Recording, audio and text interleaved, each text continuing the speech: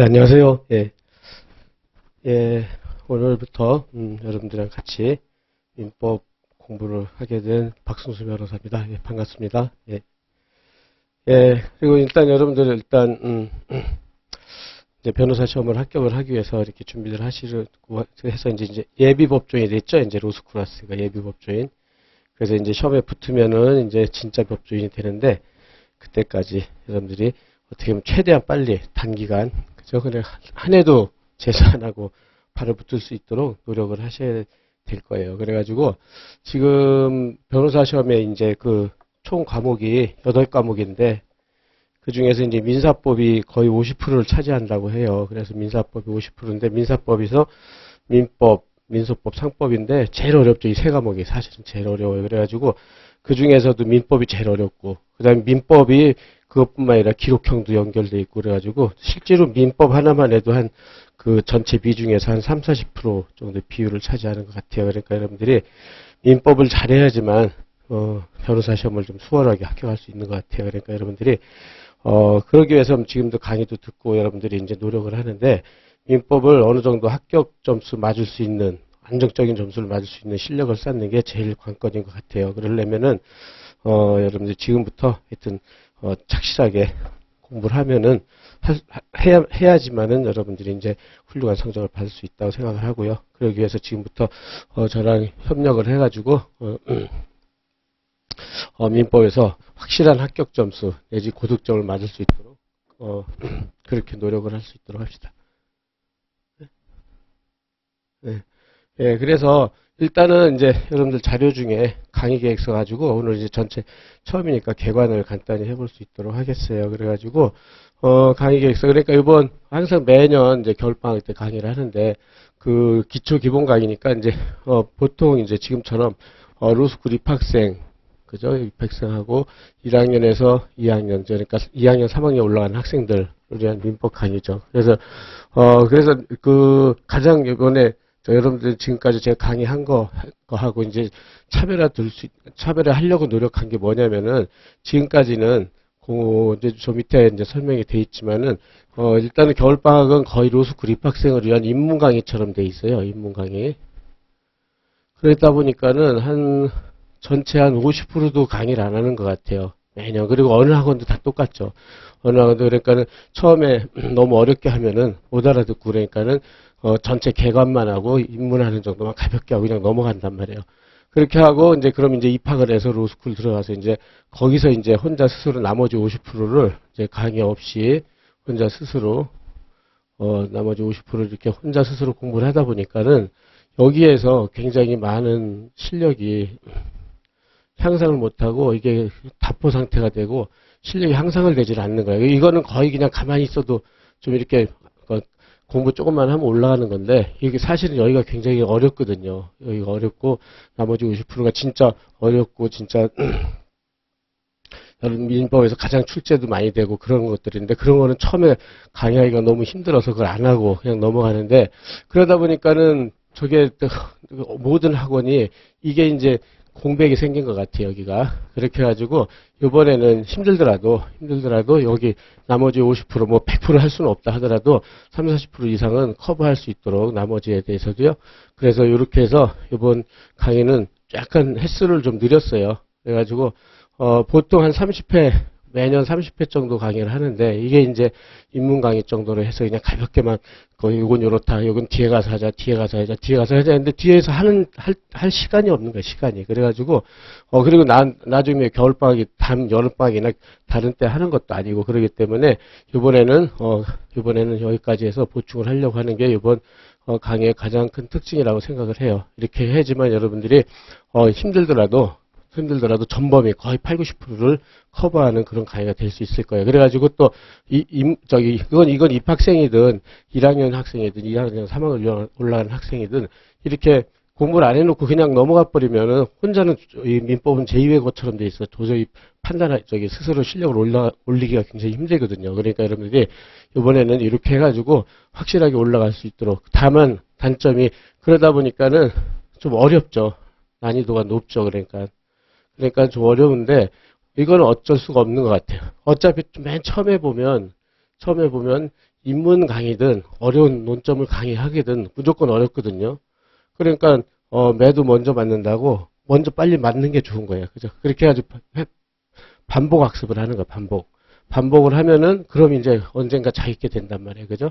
이런 식으로 공부하는 게 제일 좋은 것 같아요. 그래서 어렵다고 미루고 하다 보면 어느덧 3학년 되고 그때부터는 막 헤매는 거죠. 이것도 안 되고 저것도 안 되고. 그런데 그런 걸 너무 많이 봐가지고 여러분들 지금 이제 우리는 이렇게 소수정예로 하는데 제가 여러분들한테 과외 형식으로라도 열심히 해서 가르쳐 드려서 철저하게 여러분들이 그 민법에서 특히 가장 어려운 주제 예를 들어서 뭐 저당권 같은 데는 공동저당 막 이런 건 굉장히 어려우니까 뒤에 가서 하자 이러거든요. 그리고 안 해버린단 말이에요. 그럼 혼자 공부하려면 그게 굉장히 힘들단 말이에요. 그러니까는 이번에는 힘들더라도 난이도 높더라도 처음에 해가지고 빨리 부딪혀 버리는 거야. 부딪혀가지고 어차피 뭐 누구나 처음 보면 다 어려우니까. 그래서 여러분 반복 학습을 해가지고 이번 겨울방학 때 민법을 확실하게 한번 정리한다 이렇게 생각을 해서 요게 이번 강의의 가장 큰 특징이라고 보면 될 거예요. 그래서 이렇게는 어느 학원도 이렇게 안 하기 때문에 여러분들은 이번에 저랑 같이 공부해서 확실하게 민법 실력을 80, 90%까지 올릴 수 있도록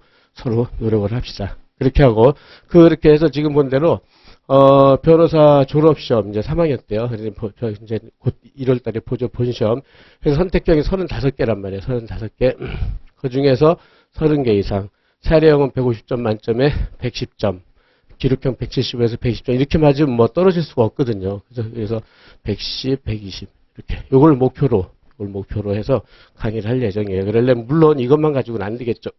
여러분들이 일단 이렇게 하려면 지금처럼 기본서 정리를 하고 그 다음에 이걸 기초로 해서 이제 선택형도 공부해야 되고 그 다음에 사례형도 공부를 해야 되고 따로 그 다음에 기록형도 공부를 해야 돼요.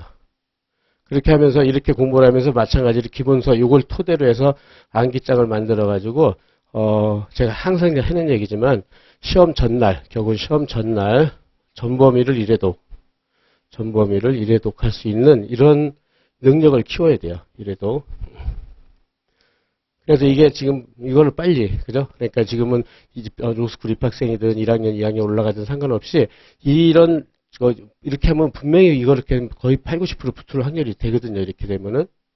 근데 이런 루틴, 이런 합격할 수 있는 방법이 있는데 이렇게 안 하고 그냥 이렇게 애둘러 간다든지 삥삥 돈다든지 그냥 뭐 간단하게 얇은 책으로 한 것만 한다든지 막 이렇게 되면요 붙을 확률이 뚝뚝 떨어져요. 그러니까 여러분들이 이렇게 해서 이번에 이제 지금 첫 단추를 끼우는 거니까 기본서를 철저히 정독을 해서 하고 그 다음에 거기에 맞춰가지고 선택형 할 때 같이 공부하고 사례형 할 때 같이 기록형 같이 그래서 암기장 하나 만들고 시험 전날 암기장으로 전범위 이래도 이렇게 하면은 거의 붙을 수 있다. 이렇게 여러분 그런 목표를 갖고 이제 준비를 하는 게 훨씬 목표 없이 공부하는 것보다 공부의 유인이 되니까 그렇게 해서 준비할 수 있도록 합시다. 그렇게 하고 이번에는 이제 여러분들이 그래서 이제 그렇게 하다 보니까는 좀 약간 횟수가 길어져 가지고 민법 총칙, 물권법 특히 옛날에는 민총하고 채권법을 먼저 했었는데요. 그러다 보니까 물권법이 가장 어려운데 이거를 항상 진도에 쫓겨서 잘 못했어요. 그래서 이번에는 이 물권법을 좀 풍부하게 이것도 아마 12회로서 가장 많은 시간을 강의 진도 횟수를 가장 많이 배정을 했어요. 왜냐하면 물권법이 제일 어렵거든요.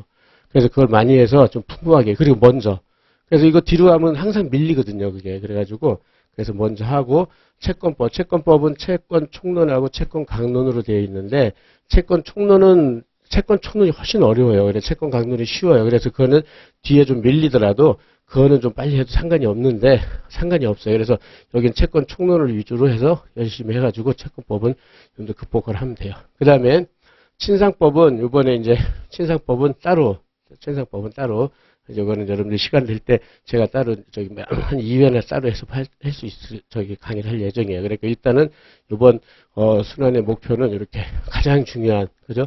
채권법, 물권법에서 거의 8, 90%가 나오거든요, 시험이. 그러니까 이거를 철저히 한다. 그러니까 이제 그 다음에 민총, 그 다음에 친상인데 그렇다고 뭐 하나 소홀히 하면 안 되겠지만은 그렇게 하고요. 그래서 이제 분리수강할 수 있도록 해가지고 여러분들의 최대한 니즈에 맞게 필요에 맞게끔 할 예정이니까 이렇게 여러분들이 준비를 할 수 있도록 하시고 그 다음에 요거는 뭐 그냥 보시면 될 것 같고요. 그 다음에 이제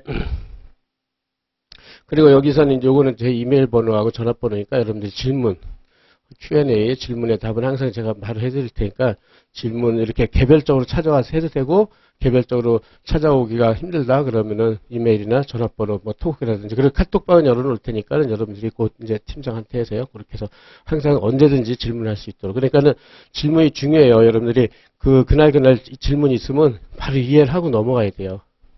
안 그러고 집에 가서 혼자 하면 이해가 안 되거든요. 그리고 혼자 잘 이해 안 된다고 해서 혼자서 막 이해하려고 찾고 그러지 말고 그 다음날이라도 와서 바로 물어보세요. 물어봐가지고 이해를 바로 할 수 있도록. 그죠? 이게 중요해요. 그죠? 바로 이렇게 해결하는 게. 해결 안 하고 넘어가면은 그건 계속 남아있거든요. 그리고 시험 보면 또 그런 것들이 꼭 나오고 그래요. 그러니까는 이게 중요하다. 생각을 하시고. 그 다음에, 이번에 처음 23일날 개강하려고 그랬는데, 좀 연기가 됐죠? 26일로. 그래서 아마 토요일을 2번 정도 이렇게, 오전, 오후로 이렇게 사례강이 없을 때 그렇게 할 예정이에요. 그렇게 생각을 하시고, 지금 본 대로, 민총 10회, 물권법 12회. 여기는 약 최총이 10회, 체각 8회, 이 정도로 할 예정이에요. 그래가지고 물권법을 제일 좀 이렇게 심도 있게 가장 어렵기 때문에 그 다음에 이제 친상은 추후에 공고를 해서 할 수 있도록 하시고 할 예정이고 그 다음에 시간은 지금처럼요 오전 9시부터 12시 보통 3시간 반이잖아요 모든 학원이 근데 항상 진도가 밀리기 때문에 30분 정도 연장 강의를 할 수 있을 거를 여러분들이 생각해 두시고 있으면 될 거예요 그래가지고 50분 내지 60분 강의를 하고 10분은 휴식을 하고 이렇게 이런 식으로 할 수 있도록 하겠어요. 그래가지고 예 그렇게 해가지고 좀 지치지 않도록 한 50분, 한 60분까지 가도 좀 힘들어하는 것 같더라고요. 그래서 50분 하면 또 너무 짧은 것 같고 그래서 일단 거기에 적절히 맞춰서 강의하고 휴식이랑 해가지고 여러분들이 제가 맞출 테니까 거기에 맞춰서 할 수 있도록 하고요. 그 다음에 이제 저 기본서는 민법 정리죠. 이제 여러분들 책 이거 민법 정리요. 그래가지고 여기 계속 민법이 판례들이 원체 많이 쏟아져 나와가지고 이 책이 계속 조금씩 두꺼워지는데 그래도 최대한 양을 안 늘리려고 최대한 노력을 했어요. 근데도 하여튼 조금씩 늘어가지고 했는데 하여튼 요번에 신상 빼고 나머지는 여기에 책이 좀 시커매질 수 있도록 여러분들이 공부할 수 있도록 합시다. 그리고 여러분들이 많이 물어보는 게 이 책이 빨갛고 이렇게 W로 돼 있잖아요. 근데 이게 뭐냐면 이렇게 보면은 쭉 펴보면 이게 로예요, 로. 이렇게 보면 이렇게 보면. 그래서 로니까는 W라고 하지 말고 로로 돼 있는 거니까는 이것도 유명한 사람한테 디자인해서 받은 거니까 여러분들이 그렇게 생각할 수 있도록 하고. 그 다음에 이제 정리 노트. 이제 이것도요. 그래서 이 2권 가지고 결국은, 그죠? 이 노트하고, 노트도 마찬가지로 이렇게 똑같이 디자인으로 해서 로로 해가지고 했으니까는 여러분들이 같이 해서 일 수 있도록 합시다. 그래서 결국은 2권 가지고 여러분들이 공부하고 이건 보조교재니까 그죠? 이렇게 하니까 이걸 여기다 책에다 다 흡수해가지고요. 근데 이제 다 흡수할 수가 없잖아요. 노트는 노트 나름대로의 수요가 이게 필요가 있으니까 여러분들이 이것도 잘 활용을 해야 돼요. 그래요. 옛날에는 여기 있는 거를 거꾸로 여기다 흡수해가지고 막 노트만 갖고 공부하는 학생도 많고 그랬어요. 그러니까 여러분들이 그렇게 준비를 할 수 있도록 하고. 그 다음에, 민법에, 여기서 이제 아까 말한 대로요. 지금 여기서 가장 중요한 게 이번 강의 특징은 이거라고 그랬죠. 현재 모든 학원에서는 겨울방학에서 한 5분의 2, 3, 뭐 이 정도 강의해서 입학생들은 기본 강의만 하는 게 현재 실정이에요. 대부분. 그러다 보니까 가장 중요하고 핵심적인 판례들을 정리하고 연습하는 강의는 거의 없어요. 현재 이런 강의는 없어요. 그렇기 때문에 기초 강의만 듣고 나머지는 혼자 해야 된단 말이에요. 그러니까 혼자 공부하면은 법학은 못하게 돼 있어요. 여러분들 제가 항상 하는 얘기지만 영어 공부를 강의한다 혼자 공부해서 터득한다 이게 불가능하잖아요. 비슷한 거예요. 비슷한 거. 그러니까 여러분들이 그래서 어쨌든 일단은 시작은 입문자료는 기본 강의부터 시작을 할 거예요. 입문 강의처럼 그렇게 하고 가장 출제 가능한 판례 쟁점과 판례를 빠짐없이 아니 뭐 다 할 수는 없지만 아까 말한 대로 8, 90%는 정리하고 연습하는 강의를 병행할 예정이에요. 이렇게 힘들더라도 여러분들이 참고 버티면은 남들보다 훨씬 위에 있는 실력 위에 있는 그런 강의가 될 테니까 여러분들이 저를 믿고 한번 따라오시면 될 것 같아요. 그래서 지금처럼요, 그죠? 전범위를 빠짐없이 할 것이다. 이렇게. 그 다음에 나머지 분리수강하고 이렇게 하고 그 다음에 데일리 테스트 해가지고요. 이제 매일 이제 한 30분, 20분 정에 오늘 이제 공부할 거 아니에요. 판례들을 몇 개 공부하면 그 판례를 써라. 이렇게 하는, 매년 그렇게 시험을 봐요. 그래가지고 출제 가능한 중요 판례 암기 시험을 보겠어요. 그래가지고 너무 많으면 힘들어 하더라고요. 그래서 한 5문제 정도로 해가지고 여러분들이 그 시험, 오늘 공부했다. 그럼 내일 와서 9시니까 8시 한 30분쯤 와서 5문제 정도를 가볍게 한번 써보는 거죠. 그래서 암기 연습을 계속 하는 거죠. 그래서 너무 많이 하면 여러분들 힘들기 때문에 한 5문제만 집중적으로 가장 출제 가능한 것만 해보도록 하겠어요. 그렇게 해가지고 하고, 그 다음에 여러분들이 이제, 내일이나 모레 이제 여러분들이 설문지 돌리고, 한번 개별 상담을 할 예정이니까 그렇게 생각을 해 두시고요. 예, 그렇게 하고, 그 다음에 이제 지금부터 이제 시작을 하는 거죠. 1회 때부터. 그래가지고 들어갈 수 있도록 합시다. 그래서 오늘 이제, 근데 이건 진도표는 1등의 기준이고, 항상 진도가 조금씩 밀리거든요. 그러니까 이거는 1등의 기준이고, 이게 중요한 논점들이다 생각을 하고, 될 수 있으면 맞출 테니까는, 여기에 맞춰서 하되, 그게 조금씩 밀리더라도 여러분들이 거기에 맞춰서, 그러니까는 여러분들은 지금 공부할 때, 될 수 있으면 복습 위주로 하세요, 복습. 그리고 예습은 어차피 해도 무슨 말인지 모르잖아요. 하지 마세요. 이거는 그날 한 거 복습만 철저히 하세요. 복습만. 그죠? 그렇게 해가지고 복습을 계속 그러니까 오늘 했다. 그럼 오늘 공부한 거 오늘 가서 복습하고 내일 할 때도 다시 찾아가서 한번 복습하고 해서 몇 번은 계속 해독을 해야 될까요? 그렇게 해가지고 복습 위주로 그렇게 해가지고 여러분들이 그 다음에 다음날 와서 판례 시험을 보고 이렇게 해가지고 여기에 대해서 여러분들이 민법에 대해서 일단 아주 그냥 기초공사죠. 기초공사를 튼실하게 만드는 거야. 그죠? 그렇게 해가지고. 근데 이제 지금 본 대로 기초뿐만 아니라, 그죠? 거의 완공하려고 하니까, 건물 중에서 공사를 하려고 할 예정이니까, 거기에 맞춰서 여러분들도 좀 힘들더라도 연습을 할 수 있도록 합시다. 예, 그렇다면 여기까지 하고요. 그래서 오늘 첫날 개관이라서 개괄적 고찰 공부방법론 여기에 대해서 공부방법론보다 민법의 개괄적 고찰을 할 수 있도록 하겠어요. 그래서 강의 예정은 이 정도로 간단히 보는 걸로 하고 나머지는 한번 여러분들이 거기에 공부방법론이라든지 그런 건 있는데 그걸 한번 쭉 읽어서 정리하고요. 여러분들이 그건 뭐 한 번만 그 다음 이제 여기서부터 공부방법론 나오죠. 다음 페이지 쭉 가보면 4페이지에 예, 그 다음에 출제 이런 것들은 여러분들이 많이 어디서 안내를 받았을 테니까 그리고 제가 생각하는 거 쭉 써놨으니까 여러분들이 한번 읽어서 생각하고 있을 수 있도록 하고 바로 항상 시간이 없기 때문에 저기로 들어가겠어요. 이렇게 민사법 개관이요. 요거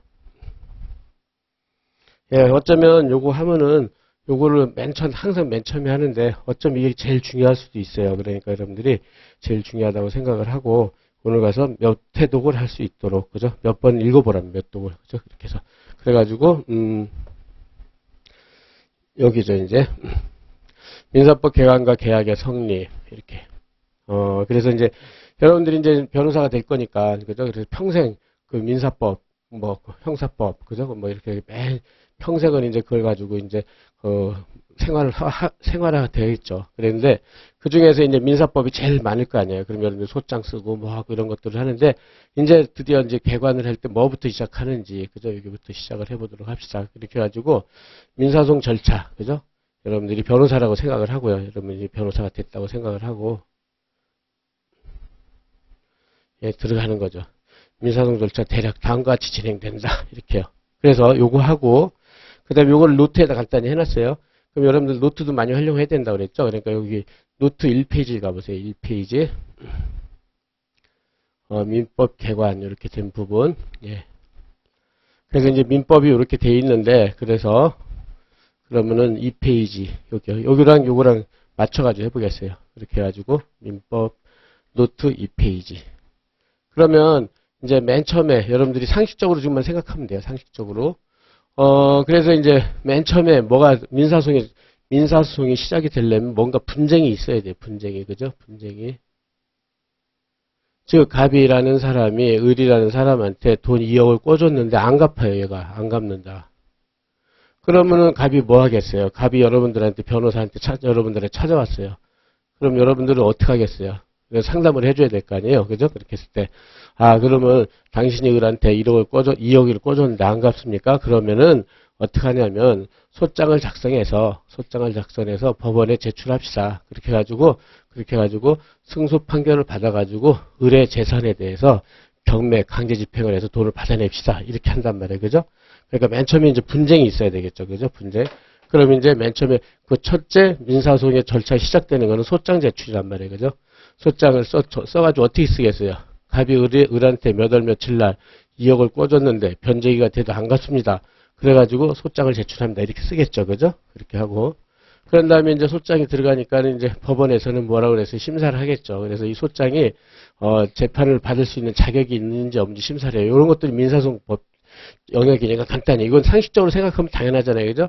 심사에서 통과를 했어요. 그러면은 요 소장 부분을 여기 피고한테 송달해 준단 말이에요. 그죠? 송달. 보내죠. 그럼 을한테, 야, 너한테 소장이 제출됐으니까 너 답변서 제출해라. 그래서 을이 이제 답변서를 제출하게 되겠어요. 그러면 이제 소송을 진행을 하는 거예요. 그래가지고 이제 두 번째로 심사하는 게 소송요건이라는 걸 심사해요. 소송요건. 소송요건은 소가 적법한 취급을 받기 위해서 구비해야 사항들인데, 예를 들어 가장 간단한 예로서 이제 소송요건을 보니까 을이 이미 죽었어요. 그러면 죽은 사람한테 소를 제기했으니까 죽은 사람한테 소를 진행할 필요가 있어요, 없어요? 할 수도 없잖아요. 그죠? 그랬을 때는 소를 진행할 자격이 없다고 그래가지고 소를 재판을 안 받아줘요. 그래가지고 이럴 때는 이미 죽었다. 그럼 소는 더 이상 진행하지 않는다. 그래서 그런 의미에서 소를 각하한다는 판결을 내려요. 소 각하는 소를 안 받아준다는 거야. 안 받아준다. 예. 근데 이제 이게 아니고 이제 통과를 했다. 그죠? 통과를 했어요. 그러면 이제 변론기일을 열죠. 변론기일을 열면 우리 TV나 뭐 영화에서 보듯이 부장판사가 있고, 우배석 판사, 좌배석 판사 이렇게 있고, 그 다음에 원고 피고가 있고, 그럼 판사가 이제 재판을 하죠. 판사가 이제 원고 왜 소를 제기했습니까? 그러면 이제 법정에서 얘기하겠죠. 원고가 몇 월 며칠 날 돈 꿔줬는데 을이 돈을 안 갚습니다. 그러면 피고한테 다시 피고 왜 돈을 안 갚습니까? 그러면 얘가 아닙니다. 나는 돈을 갚았습니다. 돈 안 꿨습니다. 막 이러겠죠. 그럼 서로 증거 제출하세요. 그럼 증거 제출하고, 예, 그럼 증거 조사하겠습니다. 해가지고 이제 다 이제 재판이 이렇게 해서 치고받고 하면서 계속 재판을 진행을 하겠죠. 그죠? 그게 이제 변론이라는 거예요. 변론기일 날. 그럼 재판이 끝나는 걸 뭐라고 그래요? 변론을 종결한다고 그러죠. 그죠? 종결하고, 종결이 끝난다는 거잖아요. 그래서 이제 판결을 선고해요. 이제 판사가. 그죠? 근데 이제 원고가 2억 꿔준 게 인정이 됐어요. 그럼 원고가 승소 판결 나오겠죠? 그걸 법률 용어로 뭐라고 그러냐면 청구 인용 판결이라고 한다. 청구 인용. 그 다음에 원고가 졌어요. 만일 원고가 졌다. 이렇게 둘 중에 하나겠죠. 원고가 졌다. 그럼 청구 기각 판결을 한다고 그래요. 그래서 여러분들이 이 용어 외우는 게 오늘 첫날이지만 이런 거에 아주 익숙해져 있어야 돼요. 왜냐면은 책은 이런 거 여러분들이 실력과 관계없이 처음부터 저런 걸 막 써놓으니까는 무슨 말인지 모르잖아요. 그러니까 제가 항상 얘기했지만 법학은 제2외 국어예요. 법학은. 처음에 배울 때는 제2외 국어는 거의 다름없어요. 그러니까는 혼자 하기에는 왜 어렵고, 그러니까 지금 철저하게 이렇게 지금 강의 듣고 배우고 스스로 익히고 그런 거를 노력을 게을리하면 안 돼요. 그러니까 여러분들이 지금 본 대로, 지금부터 용어, 처음부터 소를 제기했는데 소를 받아주지 않는 판결을 갖다가 소각하. 그래서 죽었다. 이거 하나만 기억하면 되고. 그 다음에 받아주어가지고 변론기를 열어서 변론을 다 한 다음에 재판이 끝난 다음에 원고 승소 판결을 청구 인용이라고 하고 원고 패소 판결을 청구 기각이라고 한다. 그죠? 이렇게 용어 외우고요. 그렇죠. 첫날이지만 왜냐면 이런 게 계속 교과서에서 용어가 나오기 때문에 그래요. 용어 정리. 용어가 아주 중요해요. 그러니까 용어. 우리가 그 영어 배울 때 처음 단어 배우는 것처럼 법률 용어, 요거를 암기를 많이 해야 돼요. 여러분들 했죠? 처음에는 이게 어려우니까. 그 다음에, 그러면 진 사람은 이렇게 상소를 하게 돼 있어요. 2심, 3심, 3번에 걸쳐서, 3번. 그래서 우리 헌법에서는 3번에 걸쳐서 재판을 받을 권리를 주기 때문에 재판 청구권 3번에 걸쳐서 그래 3심까지 해준단 말이에요. 1심, 2심, 3심까지.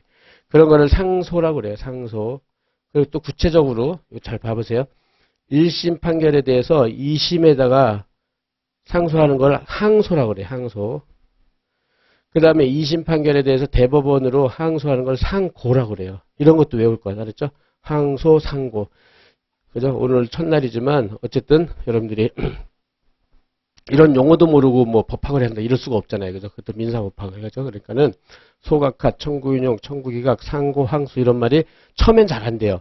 처음엔 자꾸 까먹고 그러니까. 그렇지만 자꾸 하다 보면은 진짜 너무 자연스럽게 되겠죠. 그래서 이제 나중에는 이제 도사가 될 테니까는 지금부터 이렇게 하는 거죠. 그죠? 여기까지 이렇게 됩니다. 예, 요게 이제 민사소송 전체적인 흐름이에요. 민사소송 전체적인 흐름. 그죠? 그래서 여러분들 최소한 요거 정도는 요 정도 뭐 어려운 게 없잖아요. 아, 소장 제출해서 심사, 송달, 소송 요건 이렇게 쭉 한다. 그죠?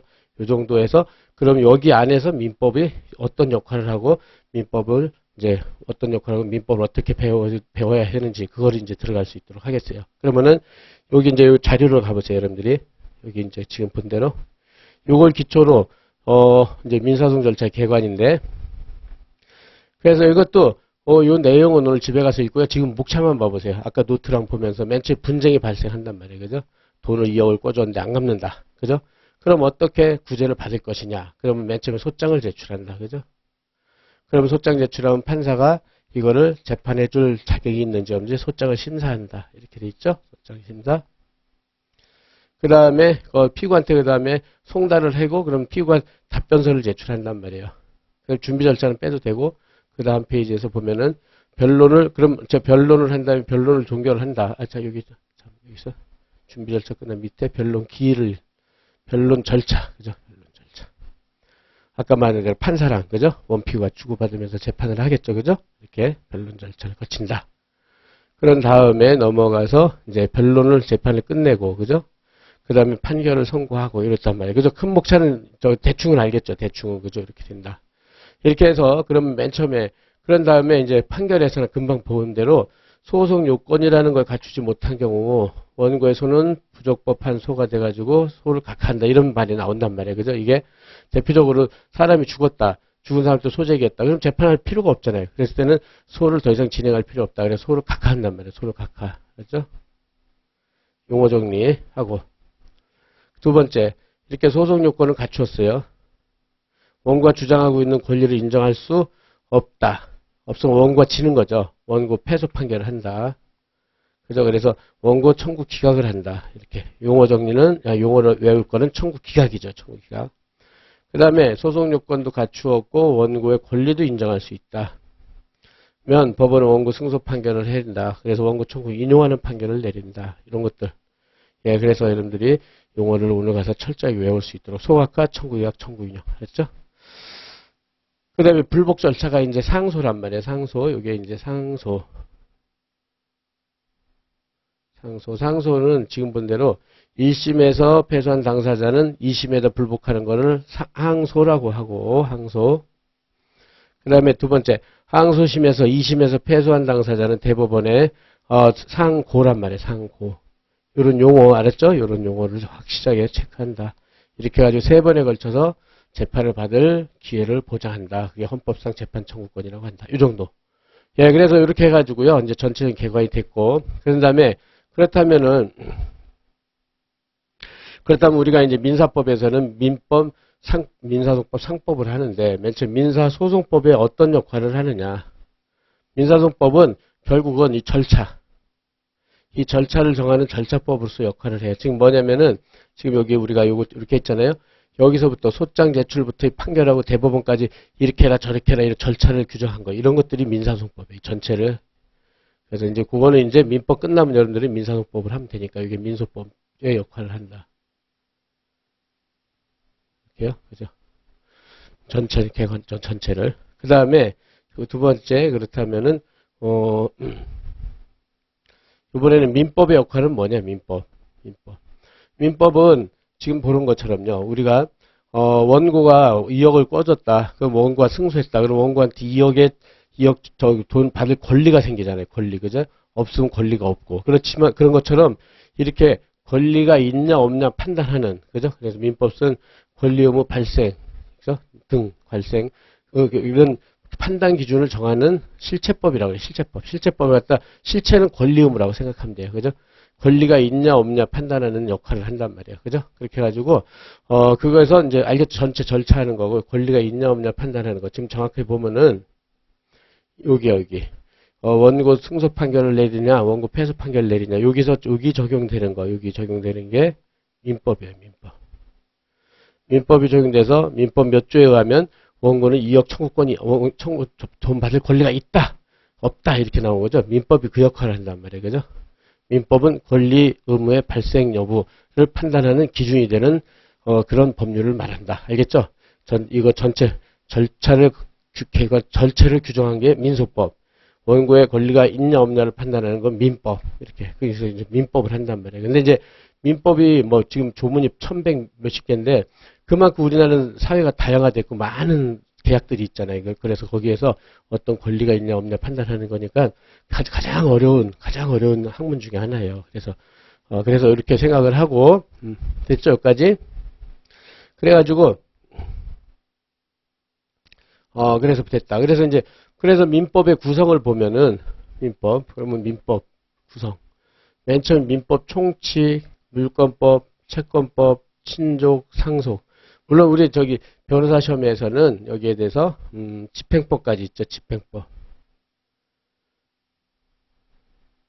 집행법은, 민총, 물권, 채권 중간에 이제 나올 때마다 간단하게 할 거예요. 그래서 왜냐면은 집행법이 가장 어렵거든요. 그래가지고 그러니까 요것도까지 합쳐놓으면은 이제 민사법의 민법의 모든 구성 용어가 되는 거죠.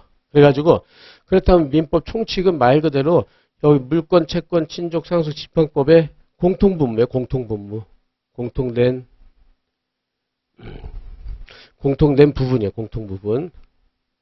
그러면 항상 보면 아까 본 대로요. 여기서 모든 경우에서는 여기서 본 것처럼 항상 사람이 있죠. 사람. 그죠? 이게 당사자라고 그래요. 이렇게 갑과 을, 주체, 사람, 당사자. 원고, 피고 이렇게 당사자가 있죠. 그죠? 그런 다음에 얘가 돈을 꿔주고 얘가 돈을 꾸고 그죠? 그런 의사표시가 있을 거 아니에요. 그죠? 그렇게 하고 2억이라는 목적물도 있고 그죠? 이렇게. 그러다 보니까 항상 민법에서 가장 공통된 거는 뭐냐면은 여기처럼 주체가 있겠죠. 당사자. 그 다음에 객체가 있겠죠. 객체는 아까 본 대로 돈 2억하고 그죠? 이런 것들. 의사표시는 돈을 꿔줬다. 그죠?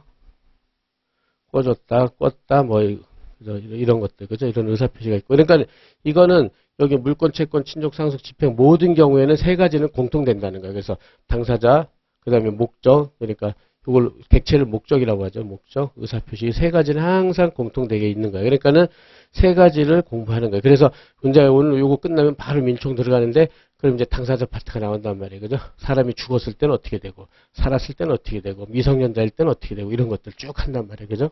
그 다음에 목적으로서 그 물건이 며칠 되면 어떻게 되고 이런 걸 한단 말이야. 그리고 돈 의사표시 같은 거. 이렇게 해서 이게 이제 민총이 끝나면은 이제 그 다음에 이제 본 대로 물권법이 들어가는데 물권법은 부동산의 경우에 부동산 등기된 자가 갖는 권리라고 생각해도 과언이 아니에요. 그러니까 물권법은 부동산에서는 등기된 자의 권리. 그래서 물권법은 등기된 권리 이렇게 생각해도 과언이 아니에요. 그 정도로만 지금은. 그 다음에 채권은 사람이 사람한테 일정한 청구를 할 수 있는 권리예요. 사람끼리. 그죠? 물권은 등기, 채권은 사람끼리.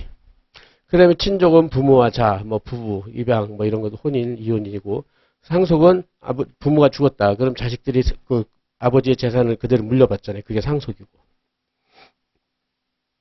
집행은 이제, 그 사람 저 돈을 안 갚는다. 그러면 그 사람 부동산 가서 경매해가지고 돈을 받아내는 게 집행법이고. 그런 식으로. 그렇죠? 이렇게 해가지고, 민법의 구성이 이렇게 돼 있구나. 이제 이걸 하면 되겠구나. 이제 이렇게 생각을 하고요. 그 다음에 이제 넘어가서, 그러면 개별적으로, 이제 여기는 여러분들이 지금 구체적으로 할 필요는 없어요. 이제 앞으로 공부할 부분들이니까, 민총, 주체, 당사자, 목적, 의사표시가 있다. 이렇게 하고, 그 다음에 물권 총론 강론 해가지고, 앞으로 이제 이런 것들을 쭉 할 거다. 이제 안 읽어도 돼요, 지금은. 그 다음에 채권도 마찬가지, 채권 총론은 뭐가 있고, 채권 강론은 또 뭐가 있고, 그 다음에 친족, 상속, 이렇게 있다. 있는 거죠, 그죠?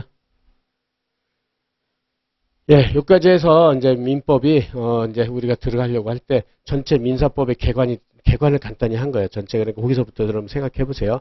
분쟁부터 하고 민법이 원고의 권리 의무를 발생하느냐 안 하느냐 거기를 판단하는 그런 법이다. 그게 이제 민총, 물권, 채권, 친상, 그 다음에 집행법이 있구나. 그래서 그 다음에 나오는 게 이제 민법의 원만한 적용의 유형이 나오는데, 적용 유형, 그 다음 페이지를 보면, 이제, 계약의 원만한 진행, 이렇게 나온단 말이에요. 그래서 여기가 이제, 여러분들이 인문 강의 때 맨 처음에 하는 게 여기거든요. 그래서 대부분 교수님들이 민법의 입문하면 여기서부터 시작을 한단 말이에요. 여기서. 그렇게 해가지고 하는데, 여기를 이제 여러분들 오늘 가서 몇 번 반복할 수 있도록 지금처럼은 서론이고, 여기서부터 이제 본론으로 들어가는 거예요. 민법의 본격적인 적용 유형 가지고 하는 거예요. 그래서 이것도 마찬가지로 제가 노트를 보고 간단히 한 번만 보겠어요. 여기 다시 노트를 가세요. 민법의 적용 유형. 그럼 계약이 유효하게, 원만하게 진행되는 게 거의 8, 90%는 우리나라 지금 현재 실상에서 보면은 8, 90%는 계약은 대부분 유효하고 원만하게 진행이 된단 말이에요. 그죠? 그 중에서 제일 많은 계약이 매매예요. 매매. 시험에서도 제일 많이 출제되고, 그죠? 그러니까 여러분들이 이 매매가 뭐예요? 매매는 팔구사고잖아요. 팔구사고, 매매, 그죠? 그래서 매매만 가지고 있으면 민법, 민총, 물권, 채권, 친사까지 다 저걸로 설명이 가능하다고 그래요. 그러니까 지금 매매만 이제 앞으로 여러분들 저 강의 진행하면서 예를 들을 때 이 예를 많이 들을 거예요. 그래서 매매 하나만 되면은 다른 계약을 대입만 다르게만 교환만 하면 되기 때문에, 그죠? 취합만 하면 되기 때문에 매매를 잘 해놔야 돼. 매매, 팔고 사고. 그러면은 간단히만 봐보세요. 흔하게 상식적으로 생각하세요. A라는 사람이 토지와 여기 토지와 건물을 갖고 있어요. 그걸 갖다 소유한다고 그러죠. 소유, 그죠? 여러분들도 소유의 물건들이 있을 거 아니에요. 여러분들 책도 여러분 소유고, 집에 가면 여러분들이 부동산도 갖고 있는 사람도 있을 거고, 자동차도 있을 것이고, 자기 소유 물건이 있을 거 아니에요. 그죠? 근데 그거를 갖다가 근데 이 사람이 뭐라 그러냐면, 여기 살다가 이제 어디 딴 데로 이사 가서 이걸 팔아야 되겠어요. 팔겠다. 이렇게 파는 거를 법률용어로 매도라고 그러죠. 매도. 그 파는 사람은 매도인. 그죠? 이렇게. 이것도 용어 정리하고 여러분들 여기서부터 기초부터 확실하게. 그러면 또 B라는 사람은 저기 이제 이 지역에 이사 와서 물건을 사야 되겠어요. 저 건물이나 토지를. 그러면 사려고 하는 사람, 사겠다 하는 걸 매수라고 매수. 그리고 사는 사람은 매수인이라고 그런단 말이에요. 그죠? 지금 가장 간단하게 해서. 그래서 매도인, 매수인, 팔겠다, 사겠다. 그러니까 좀 상식적으로 자꾸 생각하세요. 대부분 상식적으로 자꾸 생각해서 이해가 돼 있어야 돼. 이해가 안 돼 있으면은 결국 모르는 거나 똑같으니까. 그래서 여러분들이 요 정도. 그래서 얘가 이제 팔겠다고 제안하는 거를 법률적으로 뭐라고 그러냐면 청약의 의사표시라고 그래요. 청약의 의사표시. 야, 팔겠다. 복덕방에 내놓는 거죠. 의사를 표시한 거죠. 그랬더니 을은 그래, 내가 사겠다. 그래가지고 그건 승낙이죠. 팔겠다. 그래, 오케이 하는 게 승낙이잖아요. 오케이. 사겠다고 의사를 표시하는 거죠. 이렇게 했다. 그래가지고 양자 간에 A와 B 사이에 의사가 합치를 해버린 의사가 일치를 하는 거죠. 일치. 그래가지고 주체에서는 A는 B한테 팔고 B는 A로부터 사고. 그렇죠?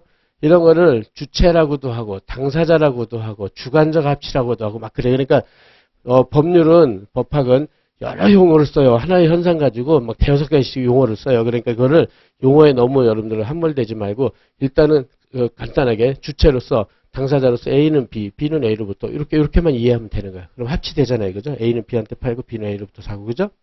됐어요. 그 다음에 이제 객체, 건물과 토지하고 5억에 사겠다. 이게 합치를 한 거예요. 그죠? 그러니까는 A는 건물과 토지를 주겠다. B는 5억을 주겠다. 그게 딱 합치가 되는 거예요. 근데 B는 야 5억이 너무 비싸. 3억에 주겠어. 그러면 합치가 안 되면 계약이 성립 안 되겠죠. 그죠? 저게 합치가 된 거예요. 그게 객체. 이게 목적이라고도 하고 객체라고도 하고. 그 다음에 의사표시로서 A는 팔겠다고 그러고 B는 사겠다고 그러고. 그러니까 딱 합치가 됐잖아요. 그죠? 이렇게 세 가지가 합치되고 그래서 민총에서는 항상 세 개 한다고 그랬잖아요. 당사자, 목적, 의사표시. 그죠? 그래서 민총에서 공통되게 하는 게 그래서 이 세 가지란 말이에요. 그죠? 그래서 세 개 합치가 있다. 그렇게 됐고 그래서 이 두 개는 객관적 합치라고 하는데 뭐 이것까지는 외울 필요는 없어요. 세 가지로 오히려 당사자, 목적, 의사표시에서 합치가 됐어요. 그러면 매매 계약이 유효하게 성립한다 이런 말을 쓴단 말이에요. 매매 계약이 유효하게. 그래서 유효라는 것은 이제 여러분들은 한문을 안 쓰기 때문에 근데 그 한글로 써도 한문의 뜻은 알아야 돼요. 그죠? 그러니까 유는 있을 유자잖아요. 있을 유자. 그죠? 있을 유자. 효는 효력이고, 그죠? 효력. 효력이 있다는 거죠. 그래서, 매매계약이 효력이 유효하게 발생했다는 거죠. 그죠? 그렇게. 그러면, 이렇게 매매계약이 유효하게 성립됐으면, 그죠? 그러면 그거를 법률 요건으로 해서 법률 효과가 발생한다. 이렇게 학자들이 이렇게 설명을 해요. 이렇게 매매계약 유효하게 성립됐으면 이 매매계약을 법률 요건으로 유효하게 법률 효과가 발생한다. 그럼 효과가 뭐냐 이거야. 그럼 효과는 우리가 상식적으로 A는 이걸 팔았으니까는, 그죠? 얘가 갖고 있는 소유권도 넘겨줘야 되고, 그 다음에 방을 빼준다고 그러잖아요. 건물 빼주고, 건물을 줘야 될 거 아니에요. 토지랑, 그죠? 그걸 점유권이라고 그러죠. 내가 이렇게 갖고 있는 건 점유권. 그 다음에 이게 누구한테 속하느냐, 그건 소유권. 그죠? 그러니까 내가 그냥, 그러니까 여기서 A가 살고 있으면 소유권이라는 것도 넘겨줘야 되고, 이거 갖고 있는 것도 넘겨줘야 되고, 이렇게 두 개를 넘겨줄 의무가 생기죠, 의무가. 그런 거를 채권 채무에서 채무라고 그래요, 이거를. 그러니까 외울 거는 채무를 외우면 돼요, 여러분들. 그죠? 채무. 별게 아니죠. 팔았으니까는 소유권과 점유권 넘겨줄 채무가 있다. 그러면 되죠. 그 다음에 어떤 권리가 있어요? 그러면은 얘는 요건 넘겨주고 A는 B한테 뭐 달라고 그러면 돼요? 5억 달라고 할 권리가 생겼잖아요. 그죠? 5억 달라고 할 권리. 5억 달라고 할 수 있는 권리가 생겼다. 이거는 채권이라고 그래요. 권리를 채권. 그래서 채권법이 여기서 생긴 거예요. 채권 채무. 사람한테 청구하는 게 채권이라고 그랬잖아요. 그래서 채권 채무 이렇게. 그럼 B는 뭐 어떻게 돼요? B는 거꾸로 매수인이니까 5억을 지급해줄 의무가 생겼다. 이걸 채무라고 하고 얘도. 그다음에 그럼 B는 A한테 빨리 건물하고 소유권 넘겨줘. 그러니까 소유권 달라, 점유권 달라 할 권리 생겼다. 이게 채권이라고 하고, 그죠? 그래서 이렇게 채권 채무 생기는 거, 이렇게 채권 채무가 생기는 거, 이게 곧 뭐냐? 이게 법률 효과라는 거예요. 법률 효과. 그러면은 이때 법률 효과, 그럼 매매계약이라는 법률 요건을 기준으로 법률 요건을 구비되면 법률 효과가 발생한다. 이렇게 매매계약 같은 걸 법률행위라고 하는데 이 법률행위가 요것도 뭐냐면 여기서 잠깐 봐보세요. 법률행위는 민법이 적용되는 행위예요. 그래서 법률행위라고 그래요. 법률행위. 그래서 매매는 이거 563조 반대로 되어 있네. 이렇게 여러분들 조문 나눠줬죠? 563조 가보세요. 오늘 처음이니까. 그래서 563조를 가보면은 그게 이제 조문은 맨날 갖고 다니세요. 그걸 찾아보면서 이렇게 확인을 해봐야 돼요. 그래서 여러분들이 그 버릇을 들이면 여러분 스스로 공부할 수 있는 능력이 생기기 때문에 그래서 563조를 보면 매매의 의의가 있잖아요. 매매의 의의. 그죠? 그러면 매매는 거기서 본 대로 당사자 일방의 재산권을 상대방이 이전할 걸 약정하고 일방이 A겠죠. A. 상대방이 그 대금을 지급할 걸 약정함으로써 효력이 생긴다. 이렇게 얘네 둘이 그죠? 이렇게 청약의 의사표시, 승낙의 의사표시 약정을 했잖아요. 그러면 매매하게 유효하게 성립된다. 이렇게 됐죠? 그 다음에 568을 가보세요. 568. 이제 568. 이게 내가 만든 게 아니라 매매하면 왜 저렇게 되냐면 다 법에 있어서 그래요. 568조를 보면은 매도인은 그죠? 매도인이 A죠. 매수인에 대하여 매매 목적이 된 권리를 이전하여야 하며 그죠? 여기 권리 의무를 소유권을 이전할 의무가 있으며 이렇게 돼 있고 그 다음에 매수인은 매도인에게 대금을 지급하여야 한다. 하여야 한다니까 지급할 의무가 있다 이런 뜻이잖아요. 그죠? 이렇게 의무가 있다. 이렇게 돼가지고 이렇게 매매계약이 유효하게 성립되면 법률 요건에서 법률 효과가 발생한다. 그러니까는 매매계약이 유효하게 성립된 거는 563조에서 규정해놓고 법률 효과는 568조에서 규정해놓은 거예요. 이렇게. 그래서 이 법률은 다 민법이에요. 민법이 규정한 요건을 구비되면 민법의 규정 효과가 생긴다. 이런 뜻이에요. 근데 이런 것들을 여러분들이 그냥 처음에 학교 가서 배우면요. 이렇게 추상적인 말로 다 해버려요. 그럼 무슨 말인지 하나도 모르게 돼 있어요. 그러니까는 여러분들이 그 추상적인 말을 나오면 일단은 논외로 하고 이렇게 구체적으로 좀 할 수 있어야 돼요. 그죠?